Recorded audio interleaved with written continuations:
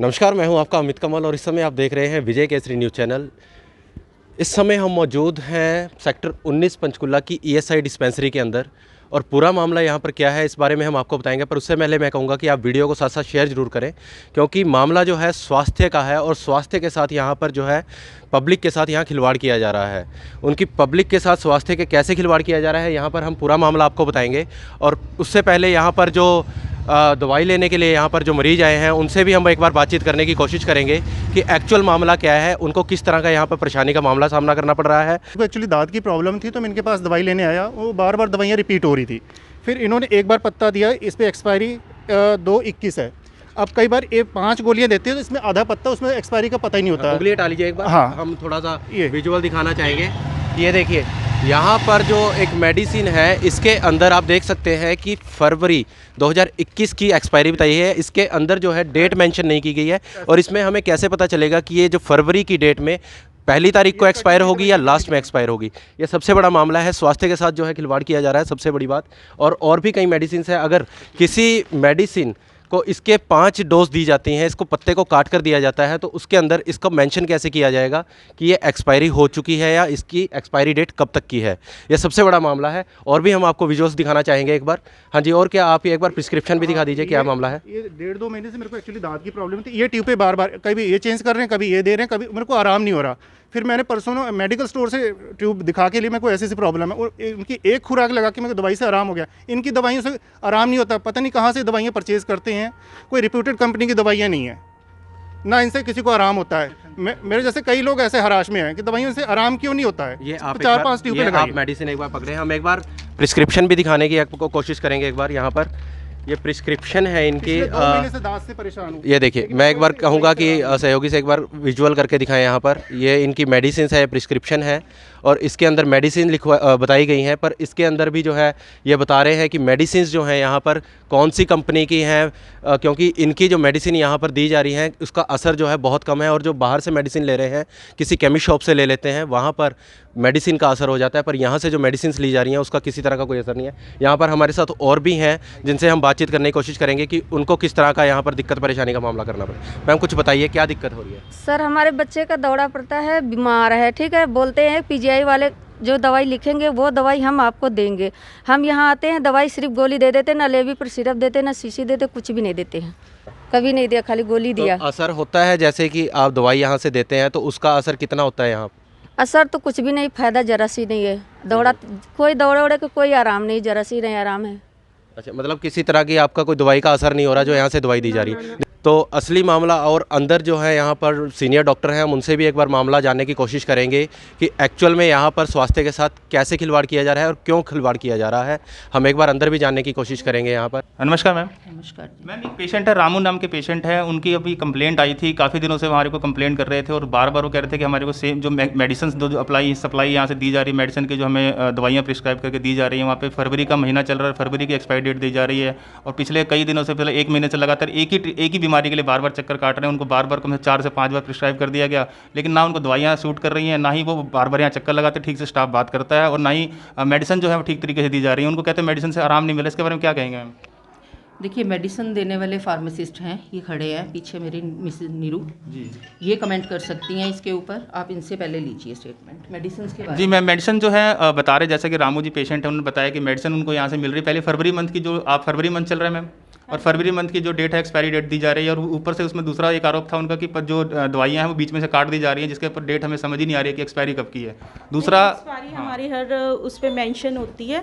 बाकी सूट करने की ये बात है, जो डॉक्टर से वो अपनी दिखाते हैं, जो प्रेस्क्रिप्शन हमारे पास आती है वो मैं उनको दे देती हूँ। मैम, लेकिन फरवरी का मंथ है, फरवरी का मंथ चल रहा है, फरवरी के मंथ में मेडिसिन जो है एक्सपायरी की डेट दी जा रही है। कम से कम 6 महीने या साल का कोई टाइम तो उसमें गैप होना चाहिए, क्योंकि मेडिसिन क्या था, कोरोना की वजह से जो सप्लाई हमारे पास आई बीच में, जो भी हुआ वो हम बांट रहे हैं। जिस पीरियड की होती है वो हमें देनी होगी, जो हमारे पास सप्लाई आएगी। जो अगर सप्लाई हमारे पास ऊपर से जैसी आएगी हमें वो देनी होती है। दूसरा मैडम, यहाँ पे किसी को और भी जो पेशेंट थे उनके आरोप थे कि मेडिसिन उनको प्रॉपर तरीके से मिलती ही नहीं है। कई बार मेडिसिन यहाँ पे लिख देते हैं लेकिन मेडिसिन हमें देते ही नहीं है। वहीं पेशेंट्स की बात करी जाए मैम, तो उनकी ईएसआई कटता है उनको और कहते हैं कि हम बाहर से मेडिसिन क्यों लें।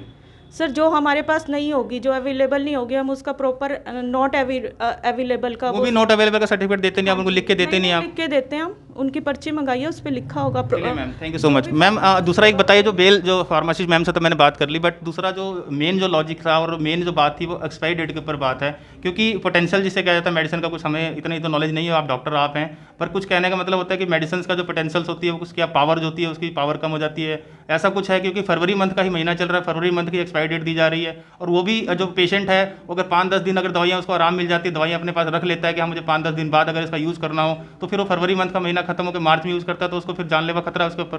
पहली बात तो ये है कि कोई भी पेशेंट बिना प्रिस्क्रिप्शन के दवाई अपने आप से नहीं लेता, लेना नहीं चाहिए।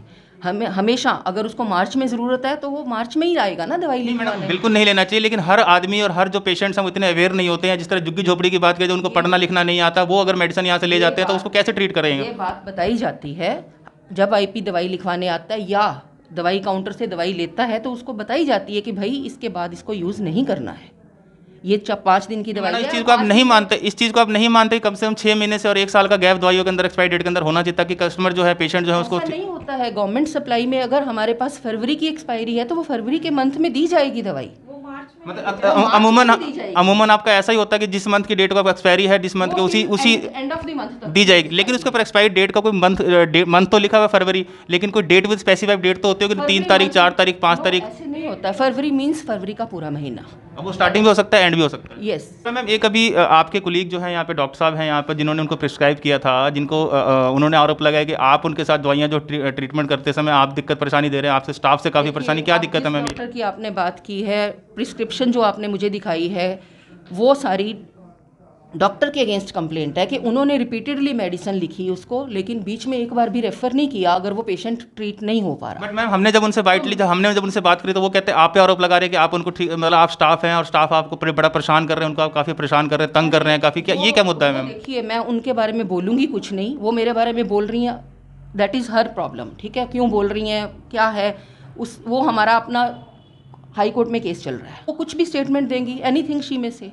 मैं मतलब हरजाना पेशेंट को हरजाना करना पड़ेगा, क्योंकि पेशेंट के साथ, क्योंकि 3 बार उन्होंने मेडिसिन प्रिस्क्राइब, सेम मेडिसिन 3 बार प्रिस्क्राइब की। सुनिए, आप बार-बार कह रहे हैं उन्होंने किया, मैंने तो नहीं किया ना। मैंने वही बोला। इंचार्ज आई एम आंसरेबल, वो मैं आंसर दे रही हूँ आपको कि अगर एक डॉक्टर प्रिस्क्रिप्शन बार-बार लिख रहा है और नहीं बीच में कुछ रेफर कर रहा या पेशेंट कुछ बोल नहीं रहा है, पेशेंट का कहना है कि मैंने जब रेफर के बाद जब 3 बार जब सेम दवाइयाँ बार बार उनको प्रिस्क्राइब कर दी जा रही है, जब बोला जाता है कि हमें सीनियर से डॉक्टर से बात कराई जाए, तो वहाँ पर आप तक पहुँचने तक की बात भी नहीं, नौबत भी नहीं आने देते लोग, क्योंकि स्टाफ रोक देता है यहाँ पर। लिख रही हूँ, अब अगर किसी को आने ही नहीं दिया जाएगा यहाँ, ये तो गलत बात है, क्योंकि आप स्टाफ हैं, स्टाफ में होने के साथ अगर आपके आपस के स्टाफ में ही अगर दिक्कत परेशानी रहेगी, तो उसका कहीं ना कहीं हरजाना जो पेशेंट्स को तो भुगतना पड़ेगा। आप पेशेंट्स हरजाना नहीं भुगत रहे हैं, ये मेरे कहने से नहीं हो रहा है या मेरे आने से नहीं हो रहा है, ये पहले से भी ऐसे ही चल। मुझे सीनियर नहीं समझती हैं, वो मेरे कॉलम में भी मेरे को एब्सेंट मार्क करती हैं, वो मेरे को सीनियर नहीं समझती हैं। तो ऐसा भेदभाव क्यों मैडम? कि भेदभाव की बात भी नहीं की जाए यहाँ पे, स्टाफ का और गवर्नमेंट्स की बात करी जाए। देखिए, वो पर्सनल हो जाएगा अगर मैं उनके खिलाफ कुछ बोलूँगी, मैं नहीं बोलूँगी। अगर आप कुछ भी पूछना चाहेंगे अगेंस्ट दैट डॉक्टर तो मैं नहीं बोलूँगी, but there are so many things against her.